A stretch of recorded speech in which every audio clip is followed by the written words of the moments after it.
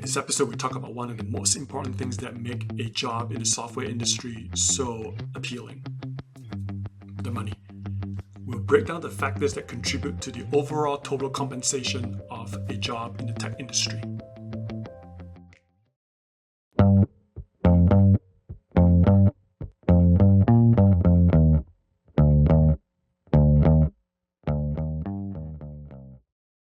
Drew, welcome to No Coders Allowed. Thanks. Very happy to have you here. Yeah, very happy to have you here because I saved a wonderful topic for you. Today we're going to talk about money. Oh, that's my favorite thing. Mine too. So today, in this episode, we will talk about how much do tech professionals make, and how do we break down when they say they make $500,000. What does that really mean? How much of it is liquid, hot, cold cash, and how much is it? How much it is not? But before I go too far, please tell me who you are, or tell everyone else who you are. I worked construction for a very long time, since 2002. Oh wow! Married man. Got two beautiful daughters. One of them is a equestrian horse rider, and the other one is a cheerleader. I actually, in my spare time, what I like to do with my spare time is I like to work on cars and like build them. So I got like a 2008 Dodge Charger that I just recently built, and I've been tuning it. So I did not know that. Really? You didn't know that? Yeah, that's pretty cool. Oh yeah. It is an expensive hobby, right? Because you need the right tools and the right wrench and the right whatever, to put things back together after you take them. Absolutely. Yeah. So it's plus you need the parts put together. And the parts could be pretty spendy. So is the Charger operational now? Does it drive? Is it good? Oh yeah, it runs and drives. Yeah. Wow. Street legal. I'm fighting an exhaust leak right now. I think I got the wrong headers on there, but I got long tube headers, and one of them, because I modified the heads on the car, but I bought the headers for the right year of the car, which probably So it's just something one of those bugs you got to iron out or whatever at the end. So I wish I know cars as much as I know computers. I can take apart a desktop and tell you, that's the memory, that's the hard drive. Oh, that's a new generation of the hard drive. Oh, yeah, that's the power supply. And I open up my car, open up the hood, and I'm like, what the hell am I looking at? Can I touch this? What do I pour into that? Why is there an exclamation point on that one? Don't know what I'm looking at. One day I'll learn to. Yeah, I want to learn more about cars, fixing them, and I want to learn to play the piano. Those are my two. Oh, yeah, I can play the guitar. I would like that too. That's actually an interest of mine too. I'd love to learn to play the piano. I have a theory that, no, it's not my theory. Different parts of your brain are responsible for different things, right? Music is on, God knows, the left or the right side, and then mathematics and spatial is on the other side, and art and all that. So my theory is the more you engage activities that tickles different parts of the brain, the better it is for you. And piano is the one that is on the artistic side, right? And I don't have that side activated right now. It's just shut down. Same here. Yeah, engineering is, in my world, tech world, is very black and white and very rigid, and there are rules and things are very certain. There's no creativity. There's no, but that's not a topic for today. I'm sorry, I digress. So let's get into the topic for this episode, and we're going to talk about compensation and money. And before I do, I'm going to show you a website that's going to shock you. So do not click away. All right. So can you see my browser? Yes, I can see it. Fantastic. So there is a website called Levels.fyi.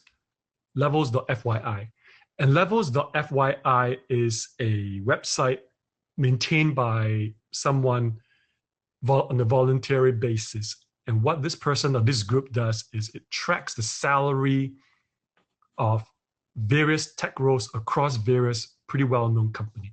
So over here, you see, for example, Amazon, Google, Microsoft, Facebook, Apple, the FANG, the FAANG FANG.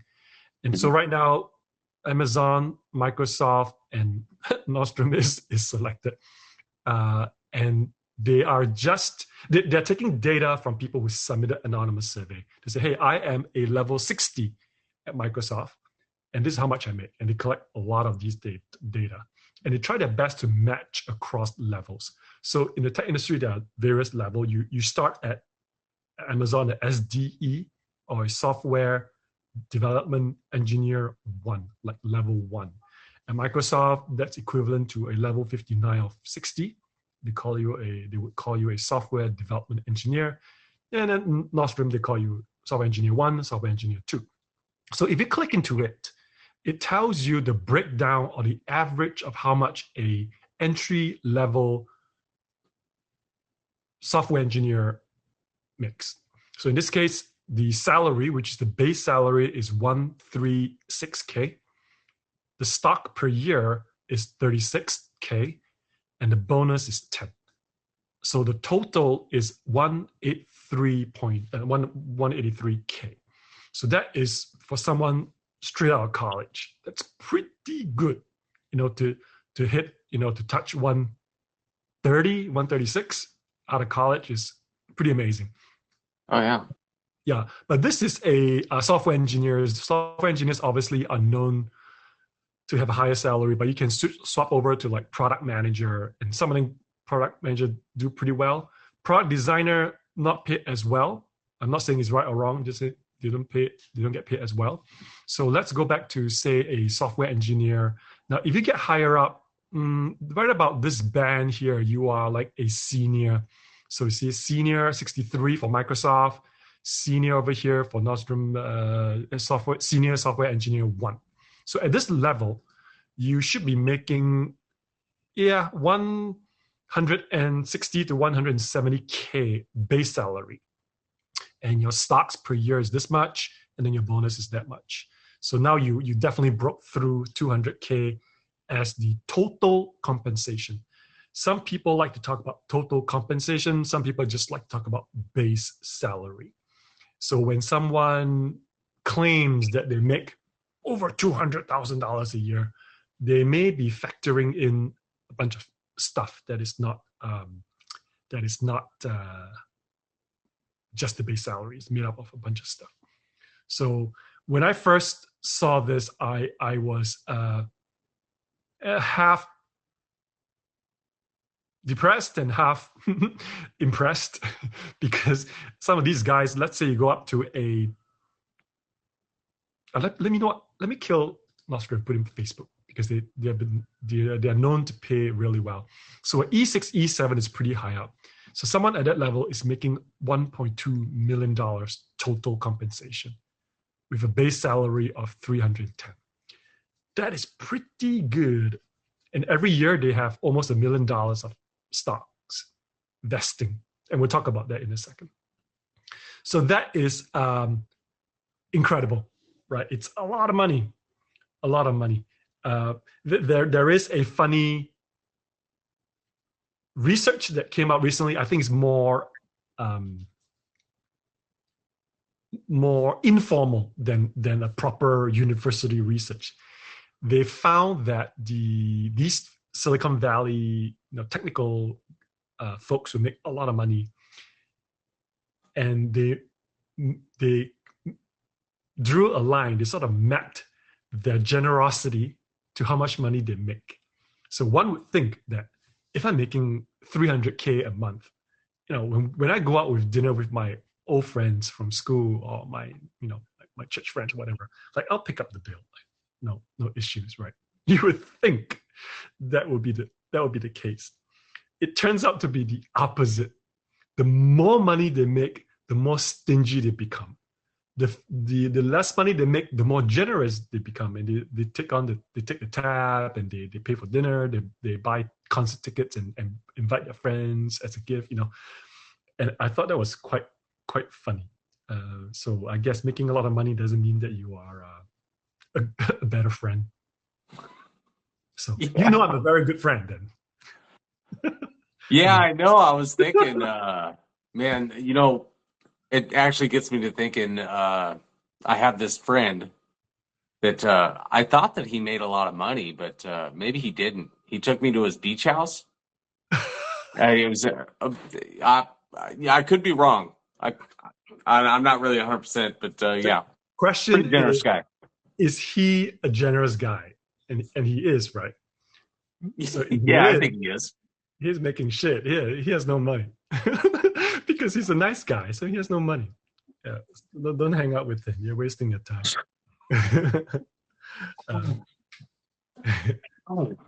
Hello. It's okay. Okay, so let's break down. So, by the way, there's a word called fire. Is that Cora? Hey, Cora. Yeah, that's my daughter. She's playing games. Cora, come back. It's all right. She just took my other light. That's fine. That's not funny. Hey, Cora. She just took the light. It's all right. So there is a. I got it back. It's okay. Hello, Cora. Bye-bye. There is a acronym called FIRE, F-I-R-E, and it stands for Financial Independence, Retire Early. So if you ever hear that acronym FIRE, I'm not sure if it's used in other industries, but in the tech industry, they like to talk about FIRE a lot. And you do see some of these guys in their 40s retiring, and they are they've been smart about their money, thankfully. They're able to just kick back and relax, and maybe they become an investor, but they're not working for anybody anymore, which is a nice goal that I presume only like 0.01% of people can do it. But for the rest of us, we have to pay the bills. So now the website that I showed you, Levels.fyi, they say software engineer, but they do not tell you what type of software engineer, because your role can play a big part in your salary. Some technical roles are incredibly technical. So I have a friend in San Francisco who works at NVIDIA, the very popular chip these days. And he described himself as a low-level programmer. And when I first heard that, I thought, low level, which means you are like, you are straight out of college. You're right after an intern, you're like a low-level code. It wasn't, that's not what he meant. A low-level programmer means that he is programming not websites and cell phone, mobile apps. He's not programming that. He's programming at a lower level in terms of the hardware. So when they say low level, they're talking about getting lower and lower to what they call the metal, lower down to the chip. So he actually write code against a computer chip. And that is not something that most engineers can do. Out of 1,000 engineers that I've met in my career, he's the only one. He's the only one that I know that can write chip level coding. So he was a low level, and he gets paid, I'm very sure, very well.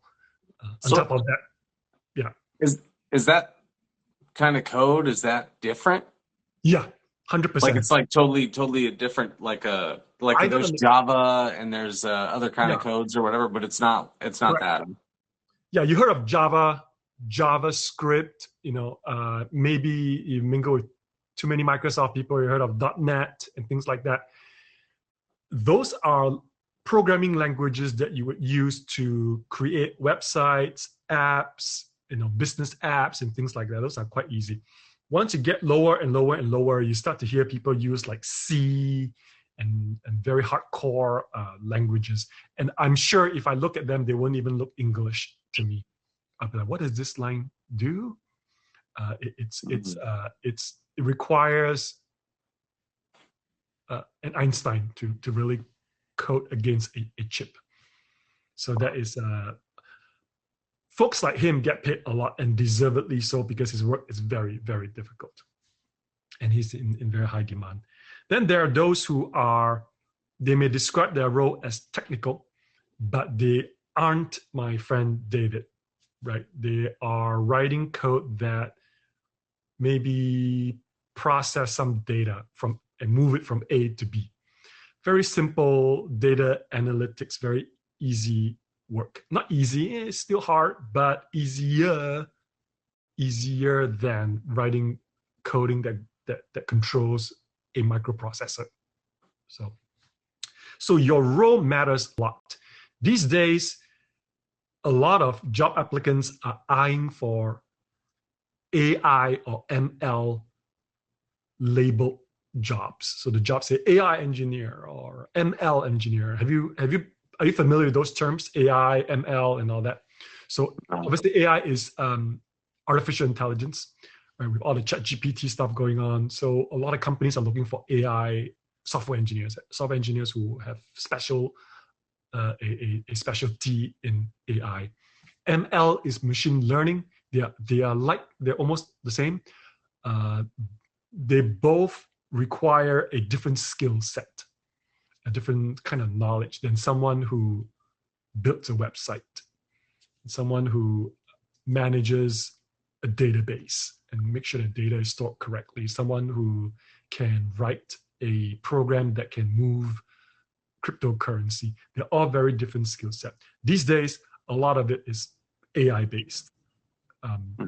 So that is another type of role, and those get paid fairly well. At one point, I'm not sure if it's still true, at one point there was a demand for data, and the tech world used the term big data. So they're not talking about just an Excel file here and there, like a 1 megabyte Excel file data. They're not talking about that data. They're talking about like shitload more data, and they like to call it big data. You're moving petabytes and terabytes of data. So moving a lot of data. So there was one point where data engineers were in high demand because those data engineers support machine learning products. Machine learning is a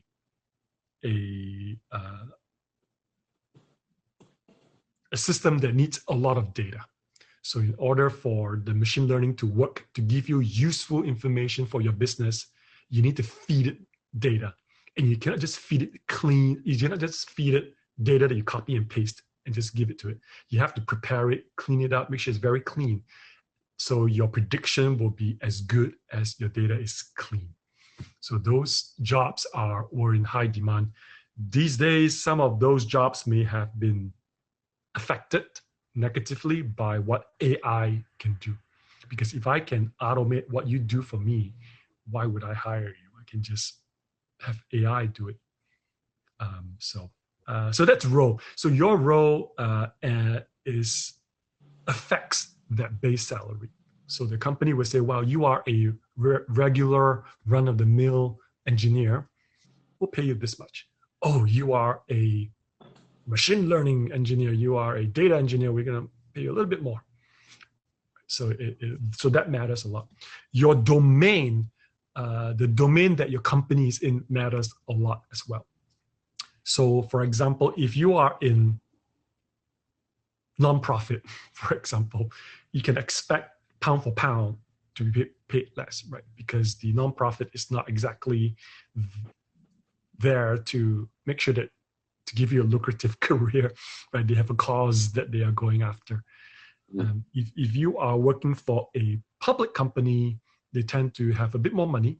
If you're working for a very small private company like a startup, they tend to be a bit more stingy, rightfully so, because cash is very important. Cash keeps them alive, so they can't really pay you that well. So certain companies in certain domains have more money than others. These days, AI companies have a lot of money. The money, by money, I mean investment money. So we got your role, what kind of engineer you are, the domain that you are in. Are you in fintech, financial tech? Are you in medical sciences, medical tech? Are you in legal? Are you nonprofit? That matters. And then while you are in, your title matters obviously a lot. Every level you move up, as you can tell, when we look at levels.fyi, you get a little bit more money, right? And if you are on a IC track, you have a particular path of growth. If you're a manager, pound for pound, you tend to make a little bit more than someone who is an individual contributor. So title matters a lot as well.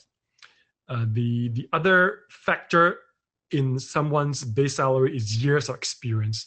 Sometimes they like to abbreviate it YOE, years of experience.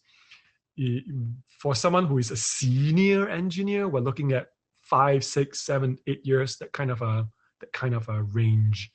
And if you have been around longer, you get, you every year you get your merit increases, your pay increments. So that tends to help and add up a lot. So those are the 4. Let me shuffle my notes real quick. The 4 key ones that affect that base salary. The other one that affects it a lot, especially in the US, is your location. A lot of tech companies divide where you live into buckets.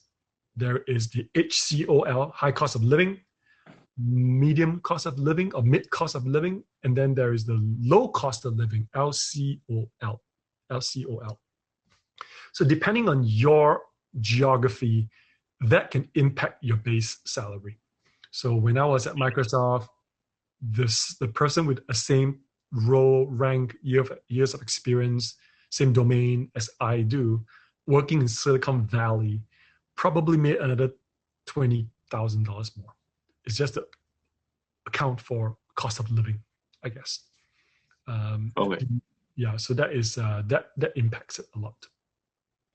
And obviously, at the end of the day, your company matters, whether it's a private small company, a larger multinational company, it matters a lot. The smaller the company, the more careful they have to be with their cash.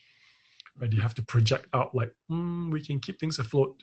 So at any given time, a startup CEO will know how much runway they have. So they can do the math very easily. They go, well, our bills for AWS, where we put our websites up, is $5,000. And our payroll is every month is $500,000, right? But you add a bunch of these stuff, your rent and other services that you pay for and your fees, you can pretty much know that I think we got another half year of runway. And typically before they hit the end of the runway, they need to do something, because by the time you hit the end of the runway, it's too late. So that's where layoffs happen. So they have to bail out. So that are the factors that impact the base salary. So whatever number we saw at levels.fyi has those nuances and components in it. Yeah. It's pretty good money, right? For a college graduate to walk into a $120K job. It's absolutely. Yeah, it's a lot of money. Yeah. So okay. So I remember a while back I was mentioning total compensation. Total compensation are pieces of money, your salary plus stocks and all that added together. There's a website called Blind, teamblind.com. The app itself is called Blind, and that app is where a lot of software folks and technical folks go to bitch about how tough their life is, how much more money they could be making, things like that. And they have a habit of, I don't know how it started, but they like to say TC or GTFO. Get the fuck up. They like to say that. I hope I didn't just swear in front of your kids. No, you're good. Get the fudge up. That's what I was saying. You heard wrong. So whenever someone posts anonymously on that platform to go, hey, does anybody know if this team at Google is good? Someone will invariably respond with TC or GTFO because they want you to tell them anonymously what is your TC, right? How much money you make. I don't know why they want to know it. They just want to know just that they can compare sizes, right? So it's kind of weird. So, however, a lot of people, when they say TC, they are not fudging. They are packing on as many components as they can think of to make it look as if it's larger than it really is. I like to divide the compensation into 3 parts, just for practical purposes. Reward and money and whatever you call it, that rewards you for past performance. Like up to this point, how does the company value and how much they reward you? And then there is the middle, which is your salary. You work for us, you did your job, here is your monthly paycheck or your bi-monthly paycheck. And then there's a third type, which is future. It's money. Might be worth money if you stick around. So that means you are motivated to stick around. Right? So the base salary is the middle. It pays you get it every month, twice a month, typically, if you do your job. That's your base salary. The base salary is one thing. There are other components that people pad into their total compensation. Did I tell you about the Singapore Airlines bonus? No. Right. So your bonus is dependent on the company's performance sometimes, and your own performance. So Singapore Airlines, my previous company, recently dished out bonuses for their flight attendants. So let me show you how much they give. So SIA bonus. So there you go. They gave their employees 8 months worth of salary. Whoa. So that is insane, right? That's crazy. And the interesting thing about that is that it's 8 times your salary. So in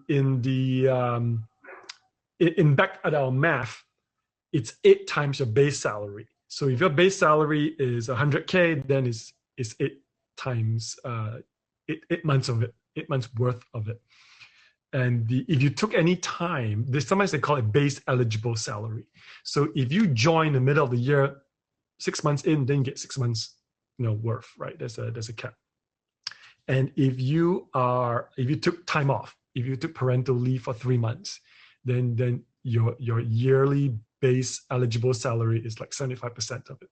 So it's multiplied by whatever makes sense. So that's pretty generous. I don't remember when I was working for them receiving that kind of money. I know some countries are common.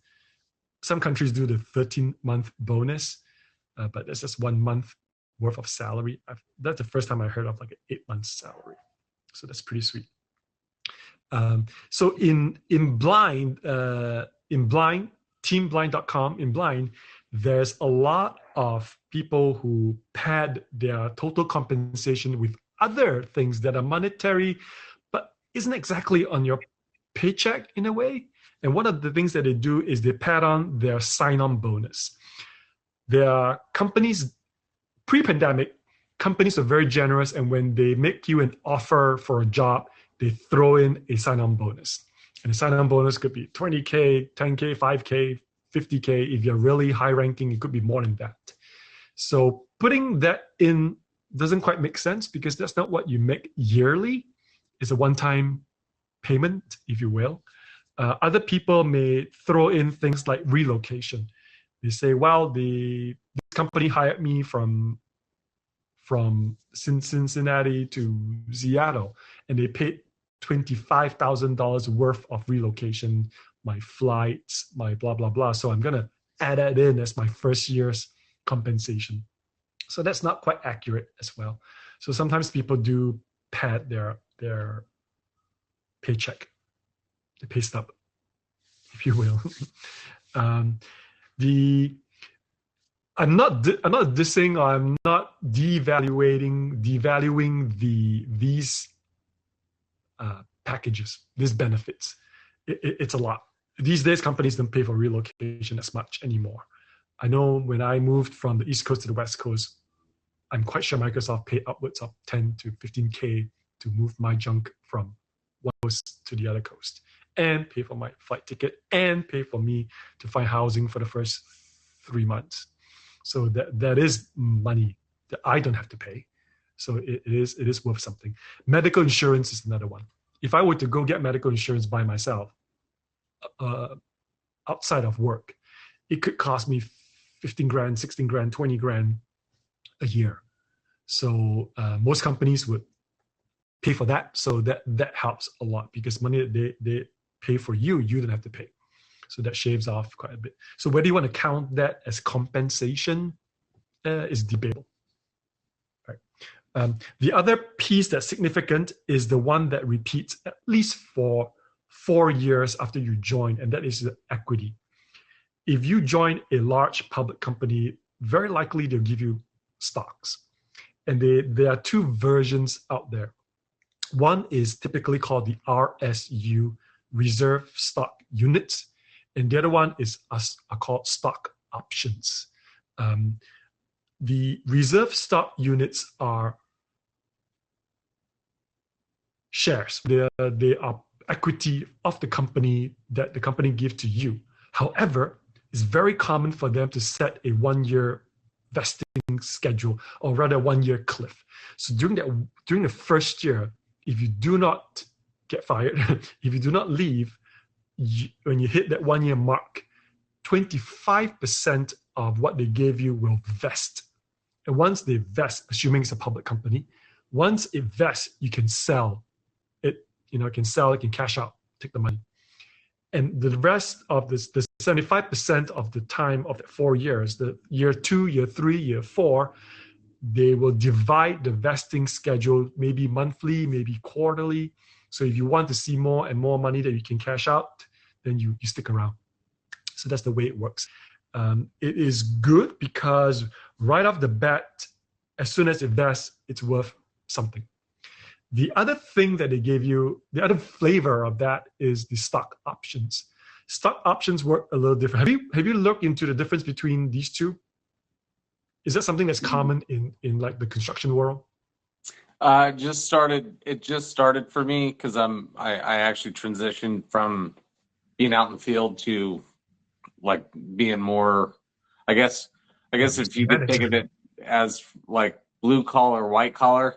So I was blue collar, now I'm white collar. So now that I sort of went into the office a little bit, they started doing that for some of the companies that you would work for as like an inspector. Yeah. So I'm quite sure they put in some kind of a vesting schedule. They're not stupid, right? They can't just give you 25% of the company's, not 25% of the company, 25% worth of your awarded stocks and then have you resign the day later. Yeah, right. I just want to make you stick around. So the first type is the RSUs. Is structured to work that way. First year, you cannot leave. If you leave, you lose everything.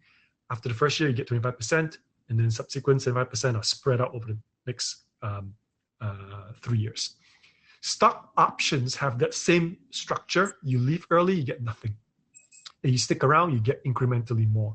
But stock options are exactly what the word is, options. They are options.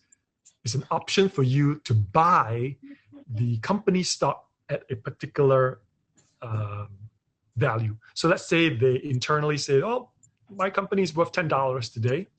And right now we're going to sign this agreement that will give you the option to buy at $10, at $10. And 5 years from now, 4 years from now, when the company is worth $300 a share, you don't have to buy at $300 a share. You can buy at $10 a share. So that's how the math works. And they can make you reach your FIRE status quickly if you stick around and if you're careful with it. I remember stories at Microsoft. I remember stories that I heard about Microsoft in its golden days when people were becoming millionaires, and there are a lot of stories of how the stock would go up, and then over the weekend, when people come back to work in the campus, all of a sudden the parking lot is filled with like Ferraris, Lamborghinis, and Porsche, and so I missed the bus. So don't even think that I was part of that group. A lot of people made a lot of good money in those years. There is another funny story. I used to do user testing. So what I do is I give user a product, and then they watch them see how they use the product. So one guy came in and he was a developer. He used to be a developer for Microsoft, and he hit his FIRE status and retired early in his 40s. And he told me a story how one day he was in the office and there was an administrative assistant that works in his team. And one day she got a call from HR, and for some strange reason, it was HR who was handling it. And the HR lady was telling her, so-and-so, you have to come in to do this paperwork. It's very important. Please come in. Please come in. They keep nagging her. And she just sort of like ignored them for a few months. And finally, she's like, fine. I'll go across campus and see what the hell they want from me. So she went over lunchtime. And when she came back, that developer that I tested told me that she looked like she saw a ghost. Like she looked stunned. And she told everybody, I'm going home now, and I'm not sure if I'm coming back. See you guys later. And she left. So it turned out that she was accumulating her stocks and had not signed the paperwork to sort of receive them. And when she went during lunchtime to go get her, to do the paperwork, there was about $20 million worth of stocks for her to activate or whatever. And so she never came back. She as she promised. Last I heard, she started a restaurant in Issaquah, and I'm sure she's happy. She's doing well. She's not hurting. Yeah. So that was the craziest story I've ever heard.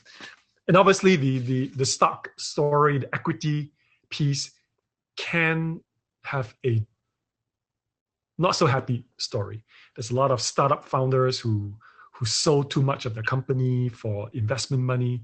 And at the end of the day, when they did sell their company, the founders end up with zero equity. So that can happen as well. So it's always risky. So we talked about the RSU and the stock options. There's a third way of getting those stocks, by the way. It's called ESPP. For some companies, other companies may call it other names. But ESPP stands for Employee Stock Purchase Program. And what that is a way for you to buy the company's stock, typically, I would presume public stock, at a discount.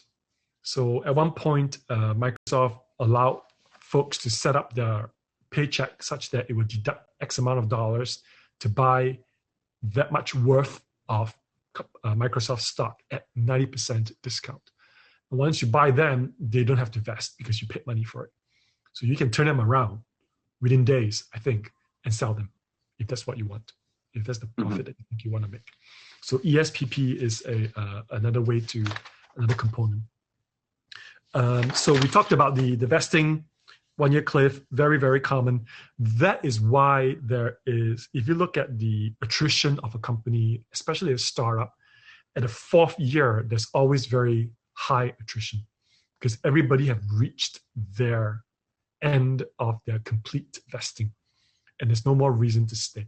Some companies will give you refreshers. They'll say, oh, you're doing well. We're going to give you another allotment. And this allotment will start from year 2 to year 5. And then when you hit year 3, you go, ooh, wonderful, we'll give you another refresher. And that refresher will go from year 3 to year 6, So it will keep riding on like that, refreshers. They'll keep you rolling that way. Other companies don't. They don't have refreshers. So once you ride out your 4 years, there's very little upside for you anymore because you have already vested the equity is yours to keep. So a lot of people will bail and go to another company and start another 4-year run from there. So far we're talking about salaried employees, right? The full-timers. It is possible to have a tech role and be in a contract position, right? Work for a company per contract or per milestone per project. And those guys and girls will have, they will not have equity, obviously. If you're working by contract, they will not give you any equity, but you would have your expected base salary and all that. In fact, from what I remember, some of my friends who work by contract per hour makes more than a salary employee.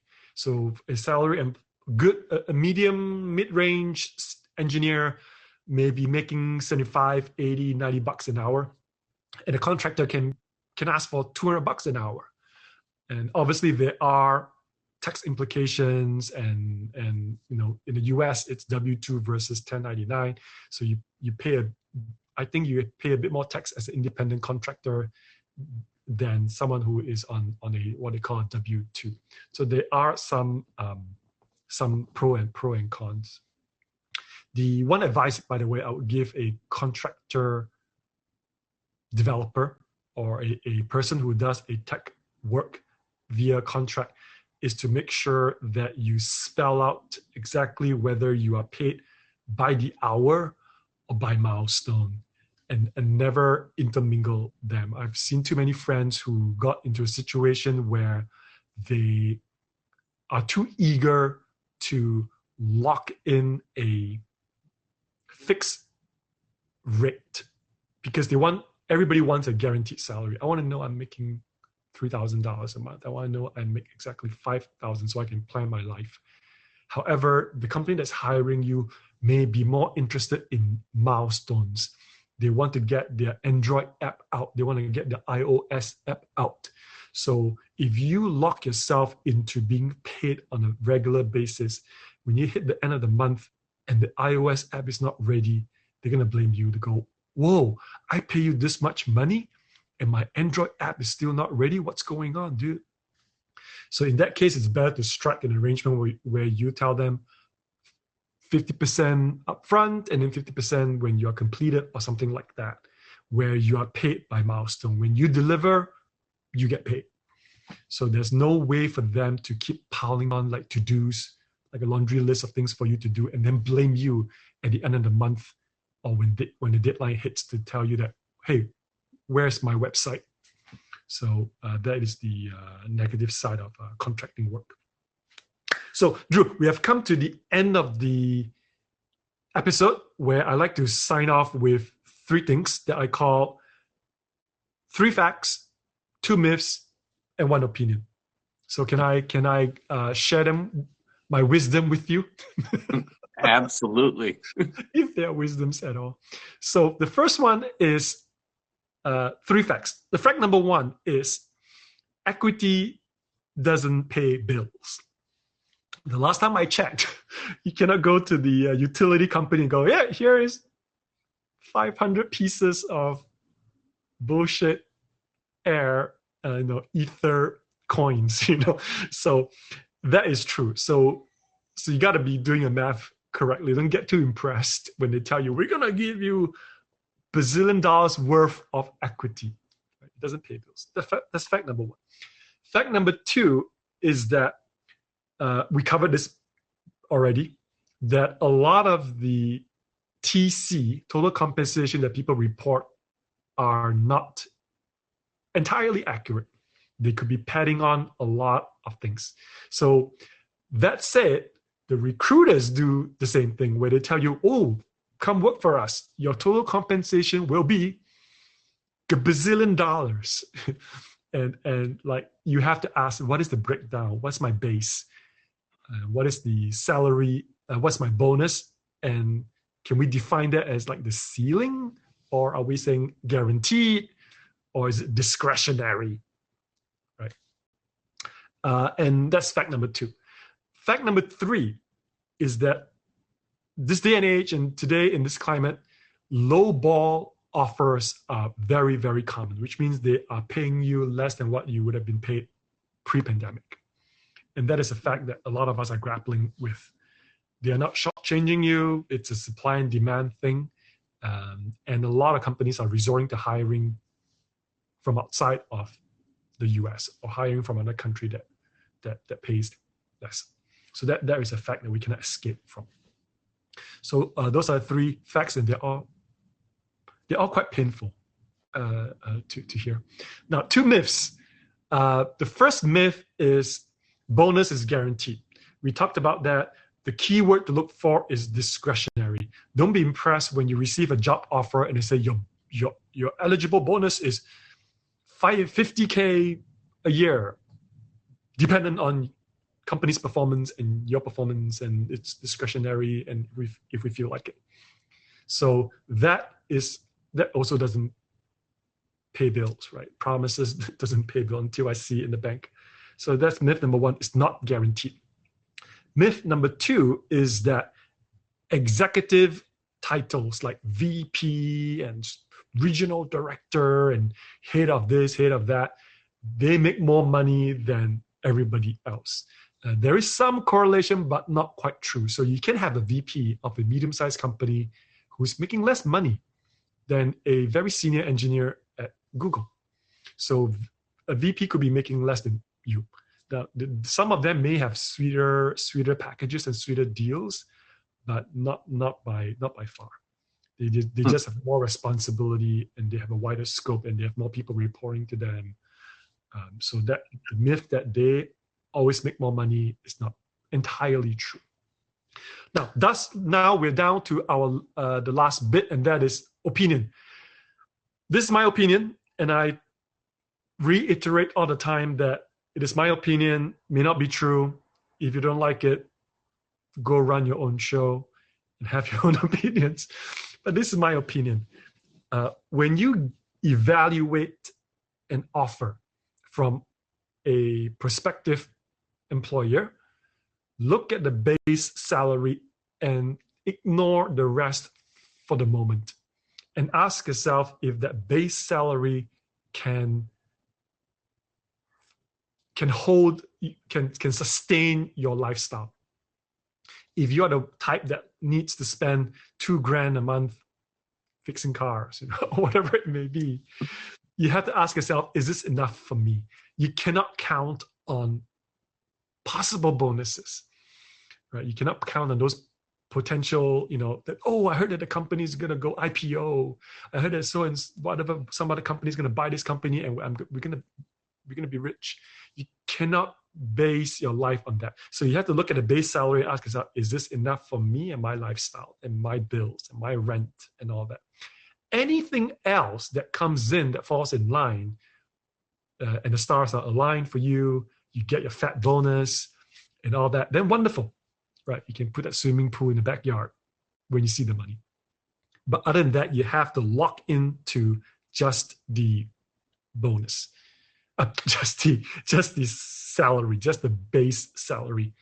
Ask and make a decision that way. So that's my opinion. Other people feel like, no, you should think about the upside of this job. There's a potential upside that this company will IPO, and it may never IPO. It may go belly up. So yeah, you got to think about your day-to-day first, I think. Yeah. Like upside is just the cream on top, right? But it's just a matter of your standard of living and how you want to live, how you want to raise your family, or, whatever. Yeah. Yeah. Yeah, 100%. Drew, we have come to the end of the show, and thank you for being on my show, and I hope to get you on another episode in the future. Absolutely. All right. Take care, my friend. Bye-bye.